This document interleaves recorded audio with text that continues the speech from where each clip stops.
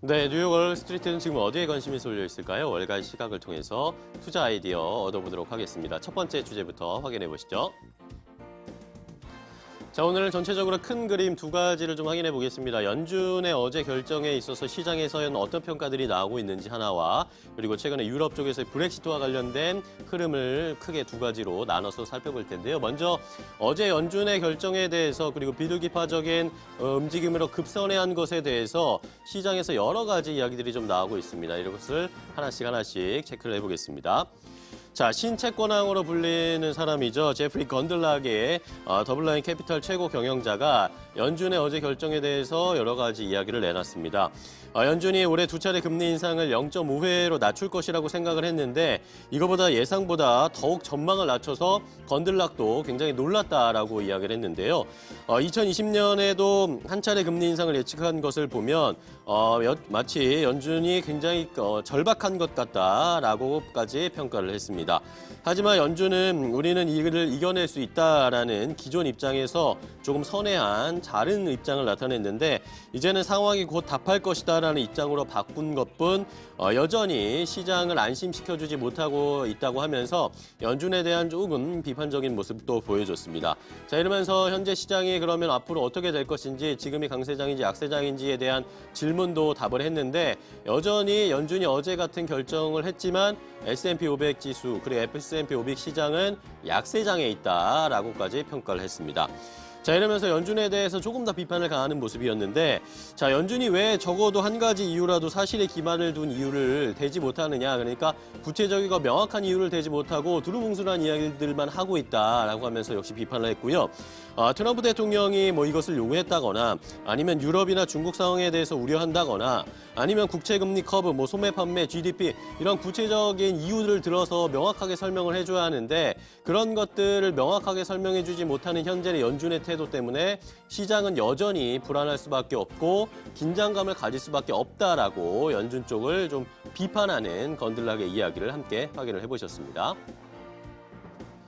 자, 다음은 마켓워치의 제프리 바타시 컬럼니스트의 이야기를 좀 체크를 해보겠습니다. 자, 연준의 결정에 대해서 역시 평가를 하고 있는 상황인데 자, 미국에서는 이렇게 이어지고 있는 저물가 때문에 연준이 금리 인상을 두려워하는 것이다라고 바타시 컬럼니스트는 이야기를 했습니다. 자, 미국의 물가가 3% 위로 올랐던 것이 무려 26년 전의 이야기입니다. 보시는 것처럼 26년 전에 1993년, 4년 이때 물가가 3% 위로 올라갔었고 그 뒤로는 한 번도 3% 위로 올라갔던 적이 없었는데 자, 물가가 이렇게 견고하게 낮은 수준을 나타내는 것이 연준이 금리 인상 계획을 철회한 이유다. 이것이 결정적인 이유였을 것이다라고 마켓워치에서는 이야기를 하고 있었습니다. 실제로 기자회견 어제 파월 의장의 이야기를 체크를 해보면 현재 확장은 10년째로 접어들고 있지만 물가는 아직 우리 목표에 미치지 못하고 있다라고 이야기를 했고 이것이 우리가 참을성 있는 모습을 나타내는 이유 중에 하나다라고 언급을 했던 이 말을 바타시 컬럼니스트는 아주 중요하게 체크를 했던 것이었고요. 자, 이러면서 이것이 제롬 파월 연준 의장과 다른 연준 위원들이 몇 년간 물가를 끌어올리는데 실패한 이후에 물가가 어떻게 작용하는지에 대해서 재검토에 나서는 이유가 되는 것이었다라고 하면서 어제 연준의 결정에 대한 이런 구체적인 근거를 확인을 해볼 수 있는 마켓워치의 칼럼까지 함께 확인을 해봤습니다. 자, 다음은 브렉시트 쪽으로 이야기를 좀 옮겨보겠습니다. 영국에서의 브렉시트 여전히 불확실하고 영국 국민들도 혼란스러워하고 보는 우리도 혼란스러운 상황입니다. 자, EU의 지도자들이 오늘 벨기에 브뤼셀에서 모여서 6월 말까지 브렉시트를 연기해달라는 영국 테레사 메이 총리의 공식 요청을 받아들일지 숨가쁘게 논의를 거듭하고 있는 상황인데 과연 어떻게 나올지 관심이 또 모아지고 있습니다. 자, 이러면서 EU 쪽에서 여러 가지 결정 중에 두 가지 안이 크게 가능성이 있는 것으로 외신들을 통해서 좀 보도가 되고 있는데요. 자, 일단은 EU 측은 영국 의회가 정부의 합의안을 다음 주에 승인을 하면 브렉시트를 연기하는 것을 원한다라고 공식적으로는 밝히고 있습니다. 자, 그런데 이 안에 두 가지의 그림들이 좀 나오고 있는 것으로 확인이 되고 있습니다. 일단은 프랑스 쪽에서 강력하게 좀 주장을 하고 있는 것인데 프랑스가 다음 주에 영국 의회에 합의안 승인 여부와 관계없이 5월 7일까지만 브렉시트를 연기하는 것이 적절하다라고 판단을 하고 이것을 좀 강하게 드라이브를 걸고 있는 것으로 외신들을 통해서 소식통을 통해서 좀 확인이 되고 있는 상황이고 원래 시한인 29일 전에 그러니까 3월 29일 전에 영국 쪽에서 의회 승인안을 받을 수 있을 것인가 계속해서 거부해 왔는데 다음 주라고 가능할 것인가라는 의구심 때문에 이것과 관계없이 5월 7일까지만 연기해주는 방안을 추진해보자라는 것을 프랑스 쪽에서 주장하고 있는 것으로 확인이 됐고요. 또 하나의 안이 확인이 되고 있는데 일부 회원국들 중에서는 연말까지 아예 브렉시트를 쭉 연기해버리자. 그리고 연장을 하고 일단은 시한을 정하지 않고 브렉시트 논의를 지속해 나가면서 그 안에서 다시 연기를 더 할 것인지 말 것인지에 대한 여부를 판단하는 다른 두 번째 안도 일단은 많이 논의가 되고 있는 것으로 확인이 되고 있습니다. 과연 오늘 어떤 결정이 나올지 EU 쪽을 계속 집중할 수밖에 없는 상황입니다. 자, 여기에 영국 쪽의 이야기 더 확인을 해보겠습니다. 영국 내부에서도 이렇게 브렉시트에 대한 혼란이 가중되다 보니까 영국 국민들도 많이 지쳐가고 있는 것 같습니다.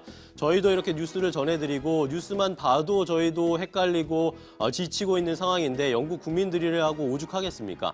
자, 이러다 보니까 영국 국민들 중에는 이제 브렉시트 아예 하지 말자라고 다시 뒤집는 결정을 하자라는 국민 청원이 100만 건이 올라왔다라고 합니다.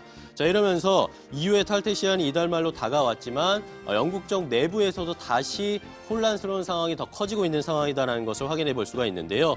영국 브렉시트에 대한 밑그림도 그리지 못하는 것 때문에 영국 국민들은 점점 지쳐가고 있는 것으로 확인이 되고 있습니다. 자, 21일 현지 시각 영국 시간으로 21일 오후 3시를 기준으로요.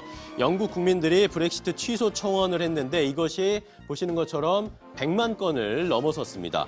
자, 이러다 보니까 영국 내부에서도 어떻게 해야 할지 굉장히 혼란스러운 상황이고 브렉시트에 반기를 든 이런 국민들이 몰려들면서 청원 사이트가 한때 마비가 되는 사태도 발생을 했다고 합니다.